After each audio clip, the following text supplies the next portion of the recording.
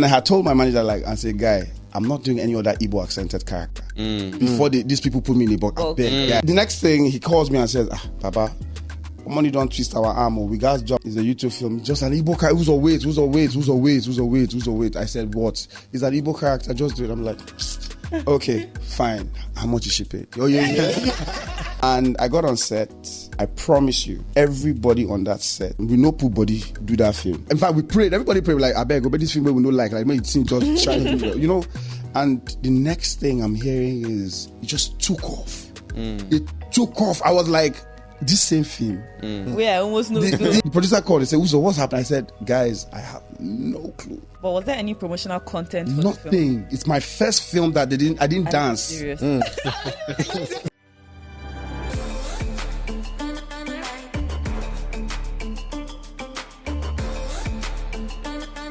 Yes, so Kai, see beautiful people. Yes, I'm talking to you. You're very beautiful.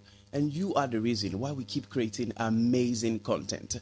Thank you for always sticking with us. And welcome to the Life Unscripted podcast. Real, raw, and ready. Well, today's episode promises to be a banger, period. And before you go ahead and start asking me why, I'll tell you this. Just stick around and find out. And thankfully, I happen to have all my siblings in the studio with me today. So I'm just going to let you go ahead and meet them. Hi, my loves. It's your resident body in the house, Pretty Naza, your favorite talkative, award-winning yapper, and certified medical practitioner. It's your favorite intellect, Da Bello. Hi, guys. It's your boy Simdi, your number one worker and Brian. It's a pleasure to have you guys here. And of course, I'm your favorite person, singer, actor, spoken word artist. The ladies love to call me STD because I am strong, tender, and deep. Ladies and gentlemen, my name is Barra, Barrah, and I can't wait to get this started. Well, we have a guest in the studio today, and our guest needs no introductions, but I'm still going to try. He is a multi-talented actor who has brought so many challenging roles into life such that he speaks volumes of his versatility and range as an actor. Very recently, movie fans found out that in addition to being an actor, he's also an amazing singer. You know, the kind of R&B voice that dismantles all the walls the woman has been building since SS3. That's how good he sounds. And he is the number one trending actor on the scene right now after he played a role that increased the groom's price of all Igbo men all over the world. Ladies and gentlemen, without further ado, join me as we welcome the man who redefined the word Odogwu, the ever handsome Uzor Arukwe. That introduction was everything, man. I worked on it all throughout. Oh, you did a great job, bro. Thank you very much. Thank you for having me, man. Thank you. It's great to be here, man. Yes, so before we go into, the main topic that I'm sure everybody wants to talk about. Yeah. Let's quickly talk about you briefly. You actually have a bachelor's degree in economics. Yeah, I do. And you went on to do a master's in business administration. Yes, I did. So one will be thinking, okay, there is a career trajectory. Yeah. You understand what I'm saying? Yeah. There's a path you're trying to follow. Yeah. Then all of a sudden, movies. So can you just walk us through how you went from being, a future stockbroker or something to, entertaining people and, bringing joy to life? But I mean, it's a really short story. Nothing to it. My parents made me do it. Oh, wow. Yeah, literally. So my father is an engineer. My mom is a teacher. And they didn't want me to do arts. They never just wanted me to do arts. So I felt like, okay, let me just do it for them. So I went to school. I literally studied economics because of my parents. Like, literally, there's no other way to explain it. So I went to school. Yeah, I have two degrees. So I have a bachelor's in education in economics, and I also have a BSc in economics. So yes, I did everything. I gave them the certificate, and I said, "Can I live my life now?" Then of course I worked in corporate for like 10 years. 10 years is a lot. Yeah, I had to. Is that one company? No, 5 years in a telco company, and then another 5 years in a retail, retail fitness company. Yeah, so yeah, that's my life. But Which telco company? Etisalat. So now Nine Mobile, but when we were there, it was Etisalat. Yeah. Okay, so how did you now, delve into acting from there? I mean, I've been acting all my life, and I know it's very cliche to say that, because everybody says that, but like everybody who knows me has always known me as an artist, because I started dancing at a very young age, like literally dancing. Primary school, secondary school, I started singing, and then by JSS 2, JSS 3, I fell in love with performance as performing arts and all that. And then I didn't know there was a thing called triple threats, but somehow I'd managed to build these 3 skill sets, and then it just worked for me on stage and everything. So yeah, I continued doing it throughout. I was studying economics, but I was more on stage than anything else. So I sang, I danced, and I acted throughout my 4 years in school. And people knew me more from my art than anything. Yeah. So, yeah. So throughout, did you know that you wanted to be an actor? Oh yes, 100%. Everybody who has met me, I don't talk about, that's the only thing I talk about. When I go for team bonding meetings in my company, then they'll say, "What do you want to do? Yeah. What do you want to do?" You know how they ask you, "So what do you want to do after now?" I'm like, art. I want to just act. I want to be on TV and just perform. And and they're looking at me like, and my colleagues always look at me like I'm crazy. They were not even sure that I had talent, because I didn't look like it. I didn't have my hair. I look like a corporate person. So they were not even sure, because there's the way we look. There's the way artists. There's the way we look. But I didn't have the look. I didn't even have my piercings then. So they were like, so these guys are be but I understood it because they had never seen me, perform. But people who knew me, like the theater people, knew that this guy, he knew what he was doing. But yeah, so. Did the industry welcome you with open arms? Do they welcome anybody with open arms? No, they didn't welcome me though. Like, to answer your question, they didn't welcome me with open arms. It's all, I don't know anybody that has ever had it easy. Because it's years of building blocks. You just keep trying every day to just. You're not sure. In fact, you're swimming blind. You know how it is when you're racing, like the swimming thing, and then you just go in, and then you're just under the water until you touch that air. Yeah, that's when you just keep going. Like, that's how it feels. Like, you just keep going until something happens, and then what I can tell you is you need to keep, I kept working my acting muscles. I kept acting because that's the only way you flex the muscles and get better. Yeah. So every opportunity I had to act, I acted. I was on stage every other day. I was always acting because I felt like I have to make the mistakes now so that when the big opportunity comes, I'm ready. Yeah. So, and then it was a thing of passion. I just loved it. I just kept doing it. And somehow, favor found me. So, yeah. So it was never really about money because you had... Oh, no, 100%. I never, a lot of times, I never was paid for anything that I did. I mean, I started from church. Yeah. You know what I mean? And in church, it's a labor of love. Yeah. So nobody's paying you to come and act. I mean, and then we have, how stage can be. Sometimes we have 8 weeks of intensive, rehearsals and stuff. And then you perform, sometimes you have 3 shows in a day. You have 4 shows in a day. And at the end of the show, we are holding hands and kabashing again, and everybody says, God bless you, and everybody goes, So it was just a labor of love. But it helped me a lot, tremendously, because I sparred with some of the best stage people, theater people, and it just made me get better. That's pretty much it. Okay. So let's talk about, the big one. What's the big one? Love in every word. Odogwu Paranran. Because everybody wants to talk about it. Everybody is talking about it. Now, my own question is, you have done diverse roles. Yeah. Understand? You brought to life diverse characters, and it shows range. Do you understand what I'm saying? Comedy, romance, you understand? And mostly has to do with future movies. What people say, kind of movies you premiere on the cinema. You understand what I'm saying? Yeah. It's almost like you had a particular...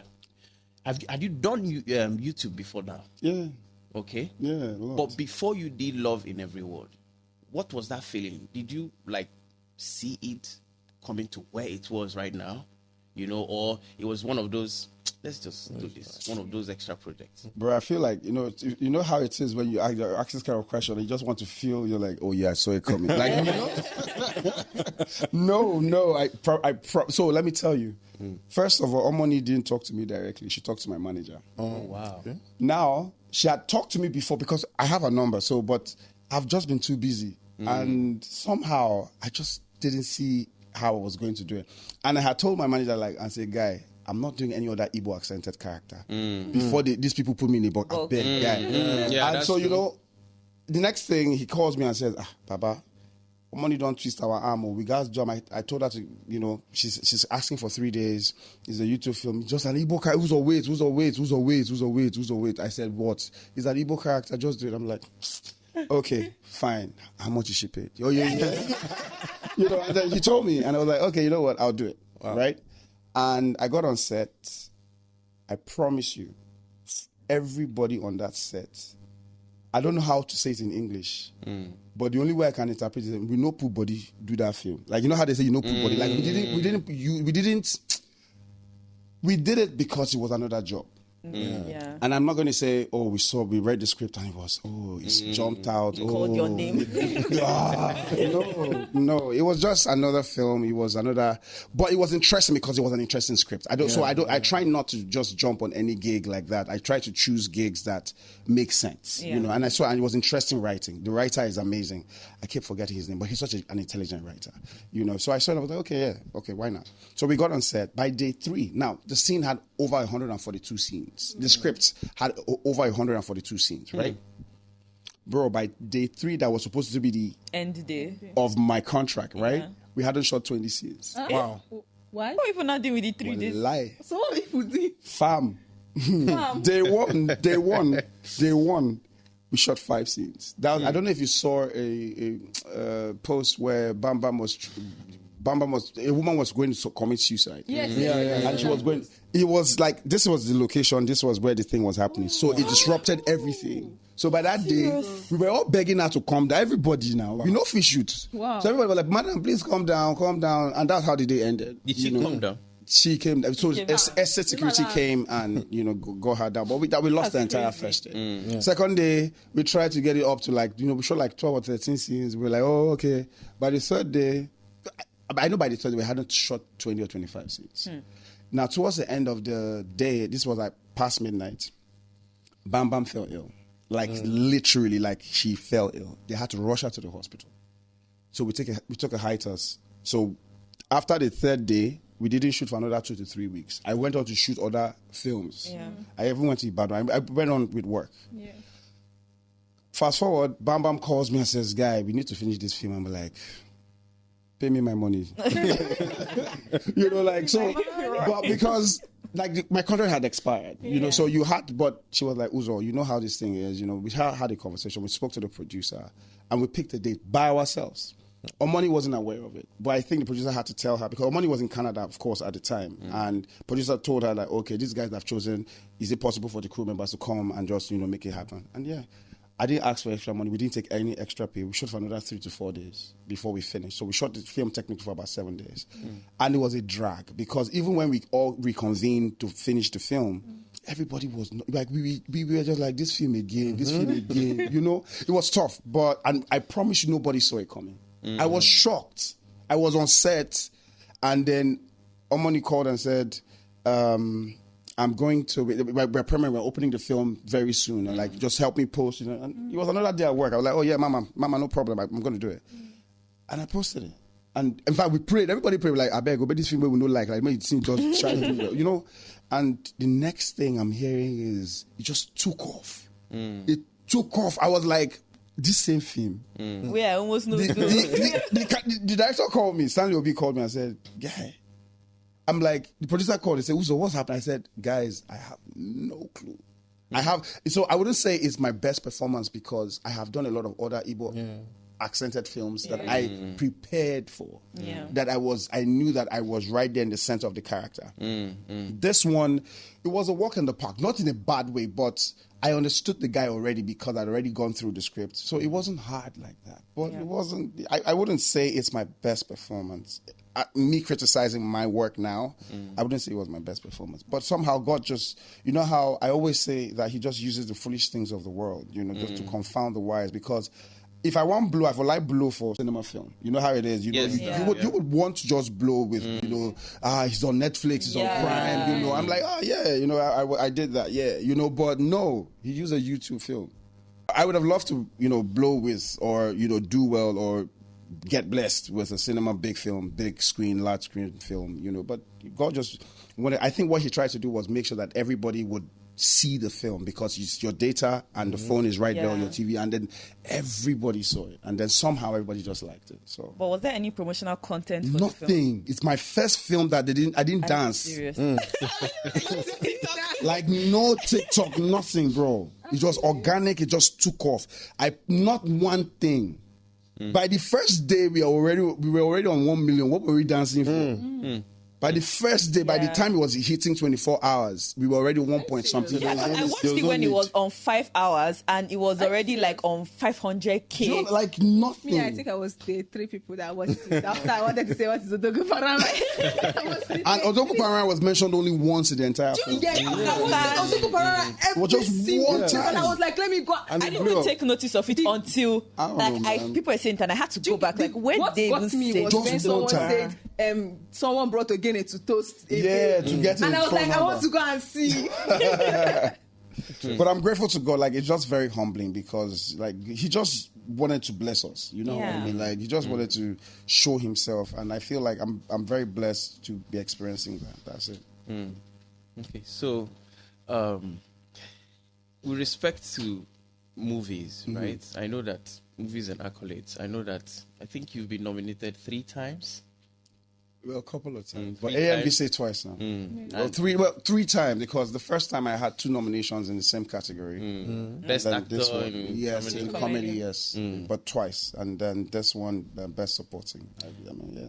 So I think I saw yours regardless, and I was like, you had to get that for that. Yeah, I don't know. But sadly, that didn't happen. No, it didn't happen. No. So the thing is, could this be, a similar trend to what you're saying, that the movies that you expected to get blown? Because right now, everybody's thinking, this is definitely your year. Yeah. Right? Yeah. You've had misses, but lots, this actually. is looking like... So what do you have to say about, accolades? Are they like a true reflection of the work? Or talent? Or is it basically just the viewer's choice thing? Or is it grace, as you say? When you say accolade, you mean like the flower? Awards. Awards. Awards. Yeah. Fam, so I'm going to be honest with you, right? Now, I never got into this business because of awards, right? But I've seen my colleagues take on or cop some of these awards. And then, I mean, like, as a human being, I'm like, oh, I would like to experience that, and then you've been, I actually have been nominated, and then I haven't even got anything. So it's really not about the accolades, as you say. It's really not about the awards or, the recognition. It's just, for me, it was being in the center of what God had called me to do. It's a ministry for me. Like, I know my name, that this is what I'm supposed to be doing. All my friends know that I'm supposed to be doing this. Like, I talked about it, I ate it. I don't watch movies so yeah, this is my life, right? So if it comes, I would like for it to come. Yeah. I would love for it to come. But if it doesn't, I'm good, man. I'm making money. Yeah. I'm paying my bills. I'm buying some good things. So yeah, but I mean, I would love for it to come, but if it doesn't come, it doesn't change anything. Do you think this year is your year? I believe this year is his Amen. But do you think it's your year? No, the category is tough. Like, it's really tough. And I have some of my friends on there. So FI is there, bro. FI is there. Oh. For what project now? FI was for, I can't remember now, but what was that film FI did? I can't remember, honestly. Mine, I was there for Suspicion. I was nominated for Suspicion. But I can't remember. So it's really tight. Like, there's FI there. I think there is. It's crazy. Even the best meal, like the one that Stan is on. Yeah. The categories are crazy. It's With really the tight. tracksuits you've gotten, I think this is your year. Clearly. But so because it's Africa, is a Viewer's Choice Award. Yeah. Most probably people will have to vote. Yeah. Now, Yeah. so AMVC has removed some categories from the voting category. So It's they just- decide. There's is it what they call them, jury? Okay. That Yeah. now Yeah. an academy that now decides, who but not all the categories. So But I don't your know category- if best supporting is Okay. amongst it, but. Yeah, fingers crossed. I'm hoping for the best. From your lips to God's ears. Amen. Win. Amen. We'll move. Okay, let's talk about something I know you've guarded for a very long time. What's that? Wait, before you even say it, I want to know what do you think he's about to say. I have no idea. I have no idea what he wants to say. I don't know what he Your wants to say. personal life. Oh, God. Okay. You've guarded that, Yeah, I have guarded like it, a yeah. secret code. Yeah. But very recently, there were some pictures circulating on the internet Yeah, that happened. about your wife, Yeah. your kids. That happened. Okay, so now you're on the spotlight, literally. Yeah, literally. Do you understand? Yeah. I think just very recently, Segun Arinze said, Yeah, and that melted my heart. Completely. Thank you, Uncle Shegun. Thank you. So that's a big deal for people who are, what kids like to call OG before IG, saying like, this is this guy is the next, is the big thing. I appreciate it so much. You're on the spotlight, and definitely you're going to be getting attention from female fans. Do you understand? Yeah. Irrespective of how professional anybody can be, any actor, anybody on the spotlight. Yeah. There's always A bit of attention. do you understand what I'm saying? And it's difficult for you to actually balance it. Yeah. And right now, you're not home. You actually traveled. Yeah. So, you're working, you're Yeah. busy, because opportunities like this open more doors. Yeah. So, just shed more light. How do you balance it? Personal life and your career, which is I think I private. do an awful job, first of all. I would admit to that. And I'm saying that lightly. And the reason I'm saying that is because, first of all, my personal life wasn't a secret, it was just private. So Yeah, I there's a never difference. wanted, because I looked at the people before me, and then I know none of us here knows Peter Doche's wife. I know you don't know Ramsey's wife. You don't know Dr. Sid's mother. You don't know Justice Siri's wife. You know what I mean? You don't know. I'm so sorry. So we don't know these people, right? And I thought I would rather that people would love me for my work, as opposed to putting my family in the spotlight where they don't live normal lives anymore. Because somehow fame just has a way of thwarting things. It just changes everything. Sometimes my kids will come back and they don't even know. Maybe I made a post and somebody, the school teacher will say, "Oh, your daddy's so funny." And she's like, "Daddy, what did you do?" And I'm like, I don't, so I like for you to follow my footsteps, but I want her to find herself first. And don't be influenced because daddy is doing it. I want you to know is this what you want to do on your own? So I don't want her to now start getting influenced because of my work. That was why I wanted to just protect them. And then, but apparently there's a full biography of me online now. I read it. Oh yeah, apparently I was Very shocked. exhaustive. It was interesting actually. I watched. I was like, There were pictures to go to. oh bro, it was very good. Do you get like how you used to go back And it was find very it? authentic. I saw your wedding picture. I said, wow. I said, me shocked. I shocked. I said, wow. I shocked. I say, hey, where did this person get this picture? This particular one I don't like. Where did you get it from? But I guess it comes with the space. It comes with what we do. So what I said I do an awful job is because as much as I sometimes don't want to leave home, I have to. Yeah. And it's one of the toughest things because you're missing some very important events in their life. Yeah. But you are hoping that they would understand that daddy has to make money. Daddy has to work. And it's tough, because you're beating yourself up, but there's a tough exterior, but inside of you, you're beating yourself up saying, I wish I could be there, but you have to just wing it. You have to muscle through it and say, you know what, this is for the greater good. That's what the greatest villains say. I'm doing it for the greater good. But I'm not a villain. But I mean, on a very serious note, it eats me up. It does eat me up, but I have to just muscle through because it's my life and I have to, because now the ovation is highest or loudest. I have to just try to ride the wave as much as I possibly can until, it's done. But I just still want to, as much as I can, I want to protect them away from all the media frenzy and all the noise because they have their own lives and their lives has nothing to do with mine. They are not media people. They have my partner. My partner has her own life. She has what she's doing with her life, and it has nothing to do with mine. And I want my girls to just grow up and decide what they want to do. So, yeah. Did anybody tell your wife? We saw your husband kissing somebody else. They do it every time. Like she's everybody's on social media, so she sees it. You know, it's a battle sometimes. You know, she has to talk about it sometimes. Sometimes she's like, she doesn't even bother sometimes. But like, do they enter into her DM and start DMing her? Fam, so when Love in Every Word came out, she had over 500 friends. Her page is private. She had over 500 friend requests on IG. Wow. Where did they find that from? Fam, you asked me, where I go ask you. I have no idea. Like, and she was even shocked. She didn't, and it wasn't a lie. Like she was showing me. So we're not telling her. They knock, man. They want to open the door. They want to get into. I don't know. And you know how Nigerian people like scoop. We like the juicy juice. But it's all good. It's life. So I didn't want this part of it. I wanted to just do my work, JJ. But this part happened, and you know how God is. He works in mysterious ways. So yeah, I'm here for it. Yeah. I have to ask, why was the movie taken down? Because it was taken down at some point. At some point. So what happened was the editor used somebody's coverage. There was a drone shot of part of Lagos, and then the editor used it. Somebody else. Yes, and then he didn't give the person credit.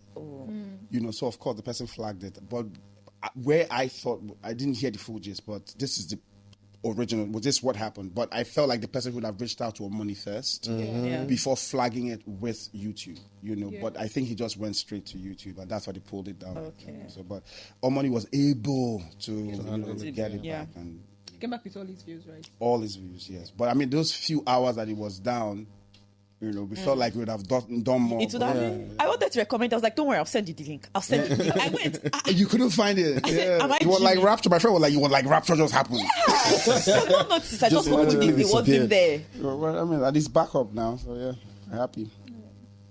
Okay, so definitely with success, definitely comes financial gratification. Yeah. Because if you dey popular, money no fuller, no jail. Now let's talk about the business of Nollywood generally. You've obviously been taking money, paid you for certain jobs. Now, what is the structure? Do you understand what I'm saying now? Because some people, like I know in Hollywood, they have what you call payments, actors charge a certain amount. And then even as the movie keeps doing well, you have residuals. Yeah, of course. Do you understand? Yeah. No, residuals for movies. Yeah. Do you understand? Keep paying you even after the work 10, 20 years later. Now with YouTube, like you said, you were paid a certain amount for a certain number of days. Now this movie is doing extremely well. Did you get a piece of the cake? Of the larger cake? Because you got of the initial because cake. I mean, you got of the initial cake. You not get of you're the one who is the main person in the forefront. So short answer, simple answer to that question is no. No, I'll say not yet. Let me leave it at not yet. You know, because Omoni Obonli is a great woman. She's a very thoughtful person, and I've heard great things about her. I've met her before, you know, but this was like my prior to this time. But we haven't really been on set together like that. But she's a great person. So to answer your question, no. I haven't gotten anything yet, but I'm hoping that we'll all break bread at some point, and we will enjoy it. You know, like I'm hoping she calls us and says, "I know that she's gearing up for a sequel, and you know, because people are asking for it. I don't wait. I don't think it's. I don't know. Personally, I'm like, you know, let's leave where the ovation is highest. You know, but I think it's also a great thing to try to do a sequel because, especially when people want it. You know, and then so I feel like she will definitely come back and bless us. But for now, she nothing yet. Who's going to initiate that conversation? I don't know. I honestly, but I don't. Even my manager, I don't think it's because the truth is, it wasn't on the table. Okay. So I have been paid for my job. Yeah. Now we are lucky that the film, or we are blessed that the film is doing well, but it was never in the conversation. So she has a right not to give us anything because it was never in the conversation, you know. But you know how we can be as human beings that it's a lot now, you know, it's a lot now, so you should share. We don't even know, like people have calculated for her. You know, people have done the RPM, you know, calculate RPM, do all plus those minus things. equals You know, you know. But the truth is, we don't know. we don't know yet, you know. So I'm just hoping, you know, if when it comes and she calls us, all of us will be better for it. I mean, who doesn't like money? So yeah, it'll be nice. But is this lesson learned moving forward? You know what I'm saying? Like, now, would you have a concrete arrangement? I mean, I can try. On paper? I can try. You know, you can only try, but how do you know the film is going to do well? You know, like, it's best to just collect your artist fee. Because, it's a battle that we've been trying to fight in the industry for a long time. Royalties, residuals, back ends, all those things. It's a conversation that everybody has been trying to have. Some people have enjoyed it, and it's always very exclusive. You know, they're very different, you know, type of films and stuff.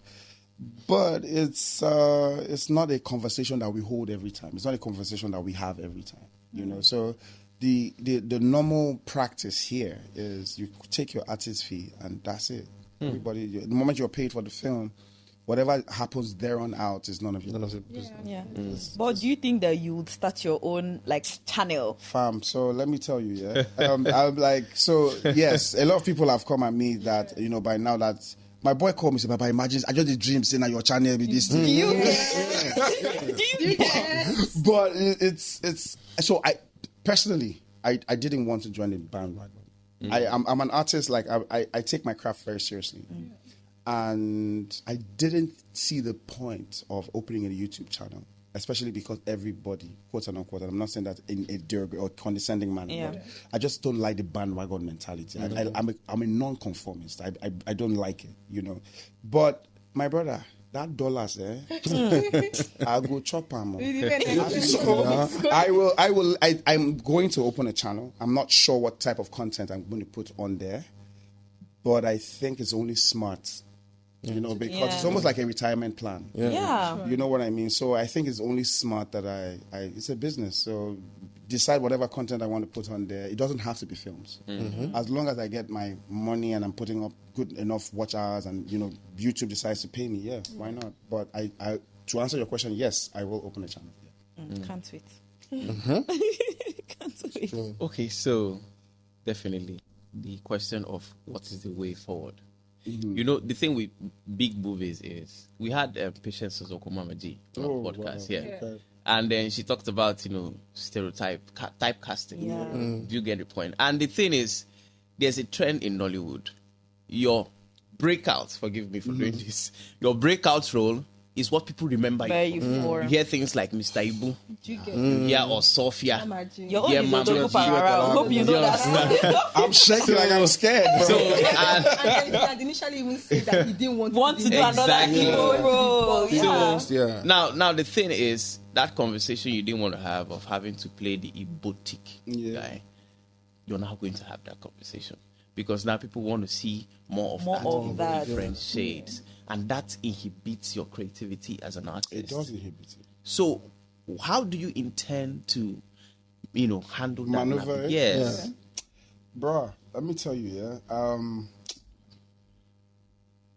so there was something Uncle Shegun told me. He said, because when he did Black Arrow, you know, and they almost put him in a box. You know, he was the greatest villain. You know, he had to wriggle out of it. And he says, as a creative, you can't let them put you in a box. I most probably would have to turn down a lot of scripts. A lot of Igbo scripts. You know, I most probably would have to do that. It might be the tough road to take, but it's one that I'm willing to. Because I am more than that character. First of all, now, I'm not saying this because in Dibuanye, I don't want them to feel like I'm tooting my horn, but just because of the illustration I want to give, I don't speak fluent Igbo. I don't speak fluent Igbo.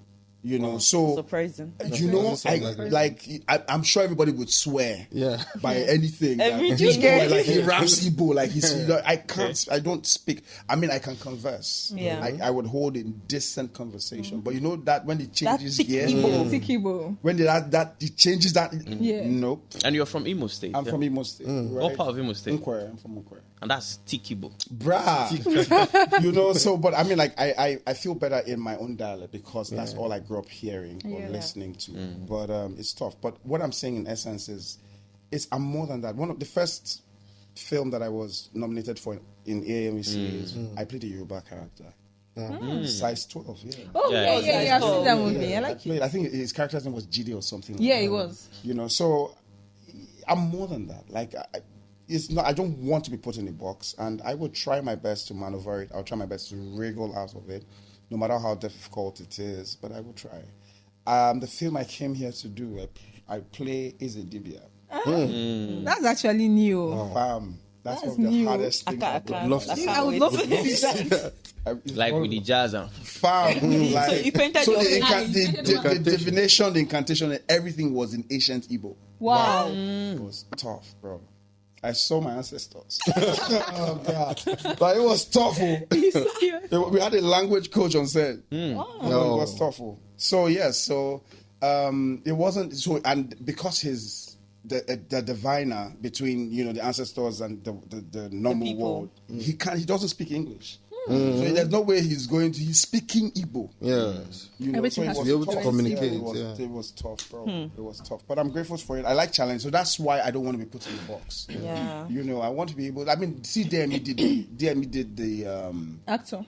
the Japanese thing. I don't know. There was this thing. I don't know what it was about, but I know that I saw a post about him where he was speaking Japanese. I don't know what they call their language, but he was speaking Mandarin. Japanese. Yeah. But I think Mandarin is Chinese. It's Chinese. Mandarin is Chinese. So, but anyway, he actually had a full thing in Japanese. And it's our job. Because as actors, we're supposed to be able to soak things in. Yeah. The only problem we have in this part of this climate is that we don't have time. Everything is very guerrilla for us. There's a fire brigade approach we have to everything. We don't. That's why I said at some time when I was just with my friend, I said I don't think Hollywood people will be able to cope here because they understand for them it's the process, the rehearsals, everything. Because you would hear for us is you're reading the script as you're looking at the sides like this, you're jumping on set. And then they expect you to get into it like that. Yeah. And you have to make it as real, you have to make it as authentic, as vulnerable as possible. So I don't know, man, like I don't want to be put in a box. I'll try my best to wriggle out of it, but we just keep pushing. That's it. Okay, speaking about this box thing, I would like to ask, which role do you think in particular you want to be, apart from being the boutique guy, which other role do you think you would specialize or you would love to be in? I love playing the villain. Okay. Yeah, I love. Are you a wicked person? Are you a wicked person? No. Can't tell me. But I feel like the villains always, there's a little bit more room to perform. So there's a roller coaster of emotions with them. So when you see a bad guy smiling, you're wondering, so this wicked man feel like, because you notice that sometimes when they're with their own kids, the love that they have for their kids. But this guy just killed somebody. Do you understand? So I love, for me it's easier because they know say, actor do they die for film. So playing the protagonist or the hero sometimes, it's not easy, but can be because we know that he gets to kiss the girl at the end of the film. He gets to carry, everything works out for him. He saves everybody at the end of the day. But the villain is that guy who feels that he's doing it for the greater good. And there's a motivation. There's a revelation that he has had. Oh, he feels like, okay, I'm the what they call this military people. I'm the whatever, I can't remember the word now. Like I'm the opposition. We are rebelling against this guy because he's fighting against our nation. All of it. So for me, it's a little bit more robust. I enjoy it. I really love playing characters that allow me to feel that alter ego on my inside. I really like it. Not just winning every time. But playing the villain all the time, isn't that same putting yourself in a box? No, but the thing with, even in Hollywood, there are guys you see in a film and you just know that this guy is bad guy. Definitely. But the thing is that he can be a bad guy. There are variations to it, and I totally agree with you, but there are variations to it. Sometimes he can be a bad guy who was poor, who was a criminal. He can be somebody in government, but he's shady villain in the film. Do you understand? I believe you do well in the comical role, actually. Actually, I think I prefer him as the villain, like in A Tribe Called Judah. He was. But I like those. Even in Bank Alerts, I was a villain. Yes, I like Bank those Alert, ones. I played the villain as well. But so. The thing with so I did stand-up comedy at some point. Really? I tried to do stand-up comedy at some point, but what happened was I couldn't create my own material. So I could tell people's jokes. But I couldn't tell my own joke. I didn't have any joke. I couldn't create my and what even discouraged me completely to stop or leave it was I went to an event and I was the MC. and then I was cracking a joke, and the guy who owned the joke was there, and he was looking at me. I bought. I couldn't look the guy. I said, how am I taking? And I said it like it was my material. Yeah. He was right there. It was his material. It was his joke. So you couldn't deliver it. I did, but I felt some type of way after. They forbid you Second-hand outside. But the guy came and he shook me. Like, You were like, oh, that was good. You actually did it. Because I understand punchline, I understand all these things. Do you understand? So I enjoyed it. I shook his hand and I just went home and I just told God, I said, maybe my way. So I think that's why that helped my comic side. So because I understand punchlines, I understand timing, I understand storytelling to the point where you get the punchline. So the comic part of me just awakened that part. So it's easier for me to get into it. But I'm a very serious. I mean, the drama, depending on whatever genre it is, I just try to do it well. That's why I try to be versatile, because I don't want to be said to be only a comic actor, or only an action actor, or only this, or only that. Versatile. If you hire me, you just know that you're hiring value, and I can do whatever it is. yeah, that's very nice. That's good. So talking about your vocal dexterity. Oh, bro, I broke my voice yesterday. I'm not going to ask you the same. I have a record in home. Okay, so definitely, I was surprised when I heard you say. Oh, okay. So, and I want to talk about a side of Nollywood that's, relatively untapped, musical, right? Yeah. Is relatable across audiences. That's one thing with musicals. But it's difficult, man. Yeah, but so do you see yourself doing something like that? I've done a few musicals, on stage. I've done musicals on stage, but we tried. Around the Beat was supposed to be a musical. I'm not. The smirk on my face is it has nothing to do with anyone. So Around the Beat was a good attempt, very good attempt, but that was the closest that we could get, because musicals are tough. You have to score the music, you have to rehearse a lot, you have to do a lot of things. Choreography. Look at Sound of Music, look at The Greatest Showman, look at La La Land. It's that it's difficult. Yeah. And then the sort of actors who can pull those sort of things it takes months of rehearsals. It's not the time. It's not work as usual. You can't just say, wake up, get into character, come and sing, come and do this. No, because you guys have to get into it. But it will be nice. I would love to do a musical film. I would love it. I would love to do it. Would you want to go into music as well? No, I sang. I sang because I knew how to sing. But you say you promise your mom that you... I will, yes. She's on my case every day. I have to do a single for her. But I sang because So my mom put me and my brother in church Choir. Just keep us away from the streets and all the bad things that were happening around us at the time. So, but I sang, but music was hard for me. It was music is very difficult. Yeah, actually. Oh, music is hard. So it was easier for me because acting and dancing were easier for me. But music is hard because I still have problem with my tonality, my sense of tonality, all of those things. I miss my keys sometimes. I'm still that guy who's fine. Yeah, but I mean somehow I understand it to a certain level. I understand music, I understand keys, I understand softwares, and all of that. But yeah, it's difficult. So I do it when I can. When I can. Yeah. Wow. Okay. Thank you so much again. Thank you for coming. Thank you. So, guys, we've heard everything. We've heard Odogwu Paranran tell us about his journey into movies, and what I'm taking away from this is consistency. You keep putting out anything, you keep putting out your work.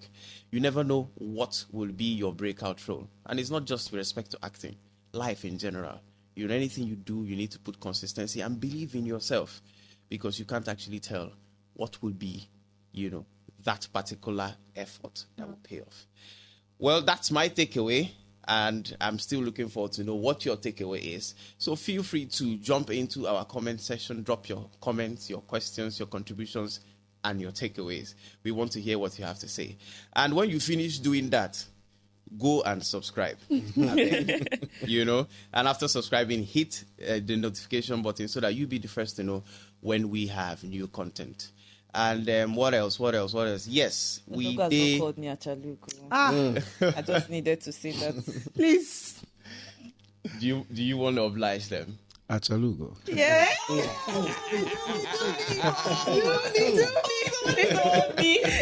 Oh, Achalugo. I already know how this thing is going to. Should I buy the studio for you?